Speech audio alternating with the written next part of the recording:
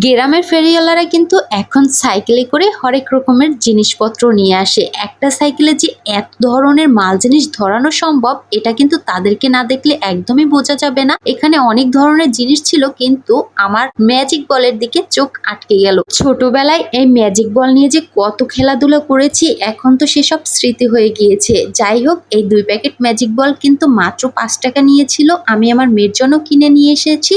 আর এসেই কিন্তু একটা কাচের মগের ভিতরে এগুলো ভিজিয়ে রাখতেছিলাম, কারণ কাচের মগে এগুলো ভিজিয়ে রাখলে দেখতে অনেক বেশি সুন্দর লাগে। এই যে আমি 1 প্যাকেট ভিজিয়ে রেখেছিলাম আর সেগুলো কিন্তু কয়েক ঘন্টা পর দেখলাম বেশ বড় বড় হয়ে গিয়েছে। এই ম্যাজিক বলগুলো দেখে নিজের মধ্যে যে কি একটা আনন্দ হচ্ছিল, মনে হচ্ছে যেন ছোটবেলায় ফিরে গিয়েছি। আর ম্যাজিক বলগুলো কি সুন্দর করে লাফাচ্ছিল।